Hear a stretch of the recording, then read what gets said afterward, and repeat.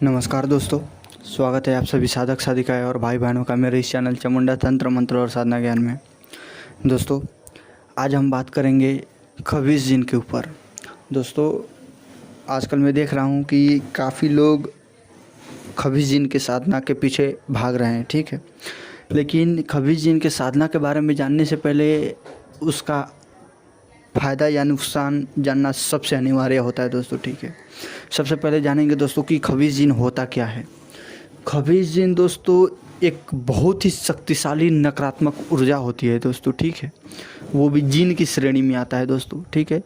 और जो खबीस जिन होता है मतलब 1000 जिन बराबर की वो क्षमता और ताकत अपने अंदर रखता है दोस्तों। इतना ज़्यादा शक्तिशाली होता है एक खबीस, ठीक है। और वो इतना ज़्यादा नकारात्मक और मैली शक्ति होता है दोस्तों कि उसका जो वरी परी का जो होता है मतलब बाहर का जो उसका ऑरा होता है, उसका पावर होता है, वो डार्क होता है दोस्तों, ठीक है।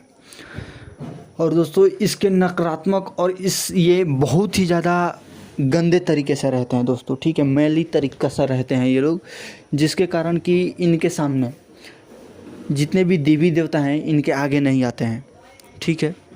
या फिर कोई भी देवी देवता हो, ठीक है, इनके आगे नहीं आते हैं। जहाँ ये चलते हैं आपके कुल देवी देवता से लेकर पितृ देवता से लेकर मतलब आपकी इष्ट देवी से लेकर मतलब जितनी देवी हैं वो सब अपनी स्थान छोड़ देंगी दोस्तों। ये इतना ज़्यादा नकारात्मक और मैली शक्ति है दोस्तों खबीस जिन्नात, ठीक है।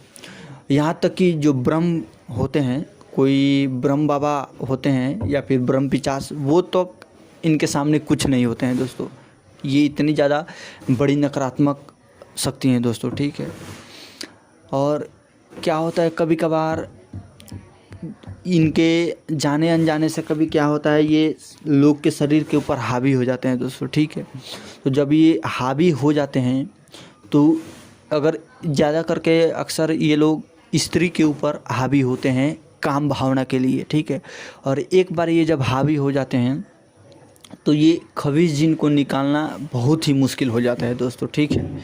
इसके कुछ गुप्त तरीके हैं और कुछ गुप्त प्रयोग है, कुछ गुप्त तंत्र है, उससे इसको निकाला जाता है दोस्तों, ठीक है।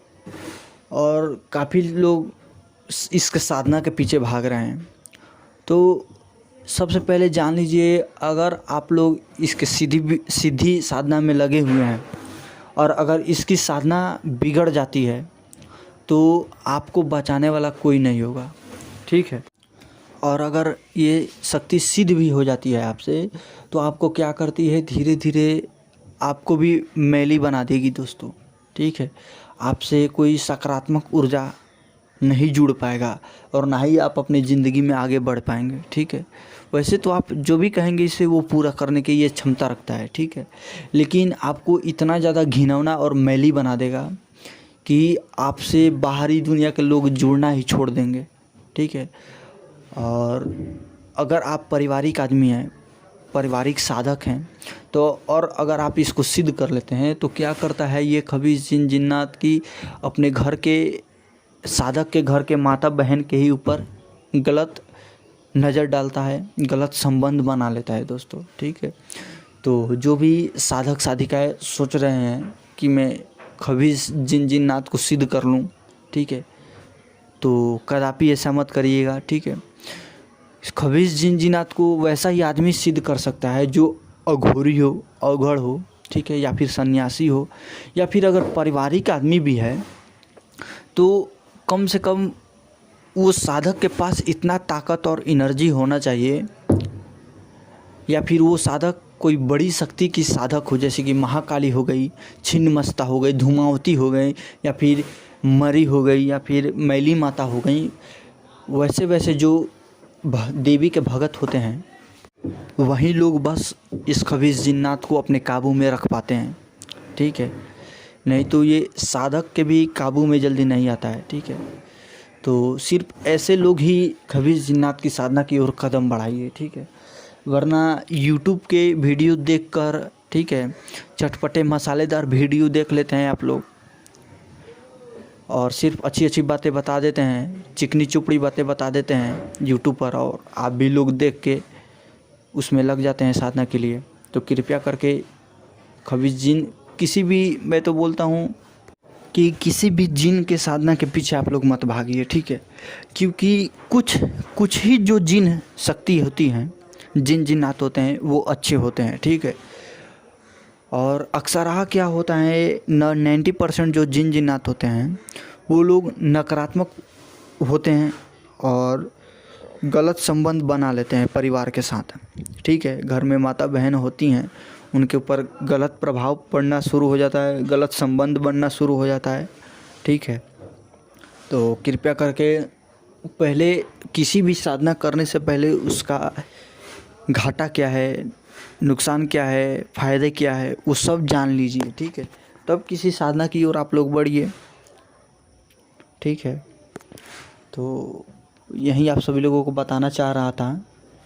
और एक बात और बताना चाहता हूँ दोस्तों कि अगर किसी के पास कोई मसान है, मतलब नली है, जो हड्डी होता है हाथ का, या फिर खोपड़ी वगैरह है, और वो मसान जागृत नहीं हो रहा है, आपका कार्य नहीं कर रहा है, ठीक है, तो हमारे चैनल के डिस्क्रिप्शन बॉक्स में मेरा नंबर, व्हाट्सएप नंबर दिया गया है, वहाँ से आप लोग संपर्क कर सकते हैं, ठीक है। तो आपका शक्ति जो है चालू कर दिया जाएगा, वो भी निःशुल्क, ठीक है। हमारे यहाँ जो भी कार्य होते हैं वो निःशुल्क होते हैं, ठीक है।